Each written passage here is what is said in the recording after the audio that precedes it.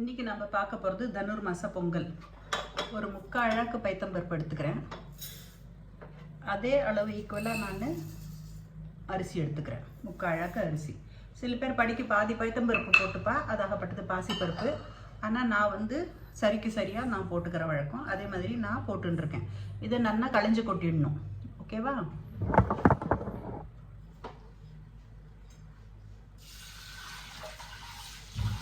என்ன ஒரு 3 தடவையாவது களைஞ்சி கொட்டணும் சொல்லுவா சாஸ்திர பிரகாரம். அப்படி களைஞ்சி கொட்டிட்டோம்னா பூச்சி புழு எது இருந்தாலும் போயிடும் அதுலேருந்து.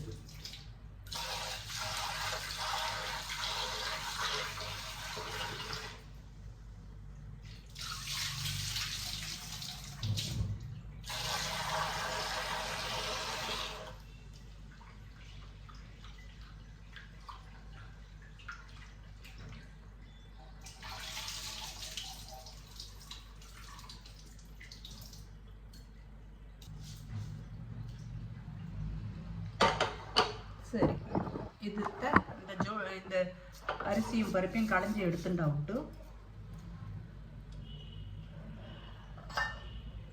சரியா 4 பங்கு ஜலம் ஊற்றணும். 1 2 3 4.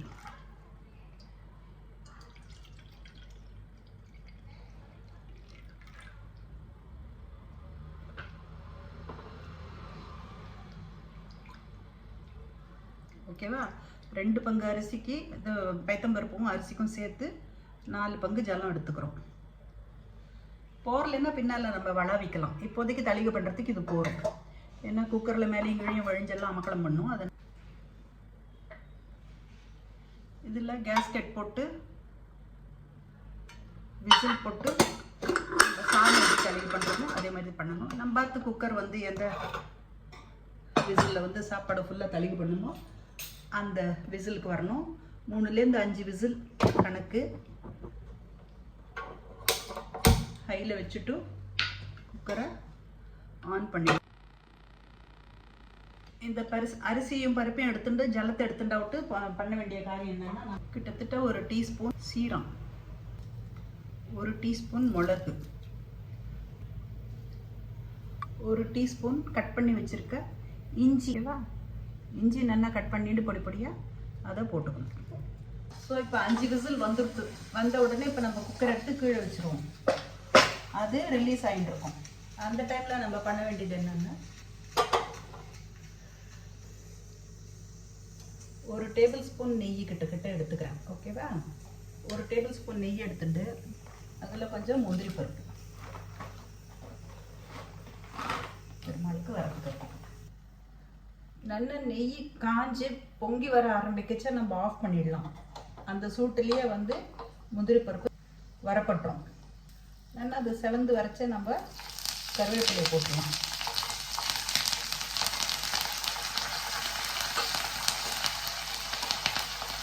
அடுப்பு ஆஃப் பண்ணிட்டேன்னு ஞாபகம் வச்சுக்கோங்க. புகையச்ச நெய் நம்ம உடனே அதை ஆஃப் பண்ணிவிட்டு முந்திரி பருப்பு போட்டால் செக்கச்சவையில் காந்தாமல் அது நல்ல பொன் வறுவலாக வந்துடும். கருவேப்பிலையை போட்டுடலாம். மேற்கொண்டு பெருங்காய பொடி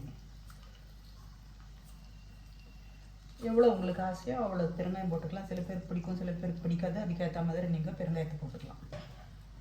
பெருங்காயம் போடாமே இருந்தால் நல்லா இருக்காது வாசனையாக. இப்போ பாருங்க, நல்லா பொன் வரவெல்லாம் செவந்து அழகாக டேஸ்ட் கலராக வந்துருக்கு பாருங்க. இதுக்கு மேலே போச்சுன்னா காந்திடும். அதனால் நம்ம ஆஃப் பண்ணதுனால கரெக்டாக வந்துருக்கு நெய்.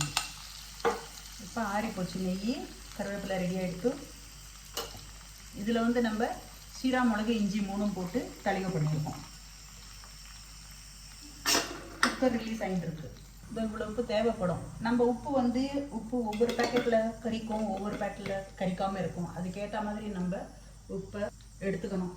சில பேர் அதில் நிறைய உப்பு போட்டுப்பா, சில பேர் அதில் கம்மியாக உப்பு போட்டுப்பா.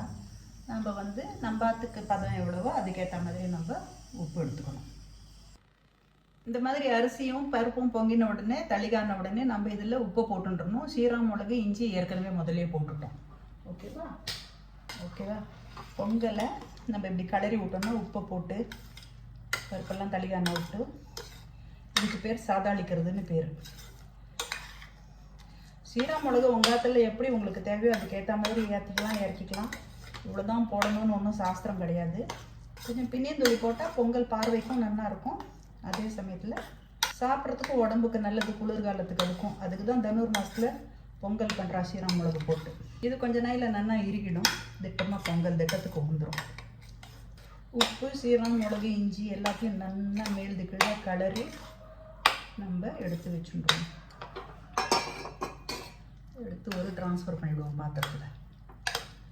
பெருமாளுக்கு அம்சை பண்ணுறது வந்து தளிகை பண்ணுற பாத்திரத்தில் அம்சை பண்ணக்கூடாது அப்படின்னு சாஸ்திரம் சொல்கிறது.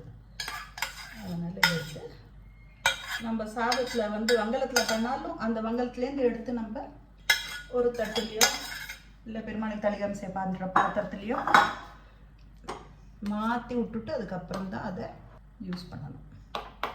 ஸோ இப்போ இந்த வெண்பொங்கல் ரெடி. இதுக்கு மேலே நம்ம வறுத்து வச்சுருக்க முந்திரி பருப்பு போட்டால் கம்முன்னு இருக்கும் பார்க்குறதுக்கு.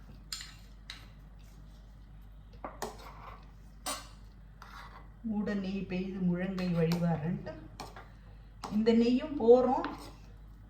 ஆனால் கொஞ்சம் நல்லா நெய் சாப்பிட்றவா பின்னியந்தூளி நெய் கூட குத்திட்டு பெருமாளுக்கு அம்சை பண்ணலாம்.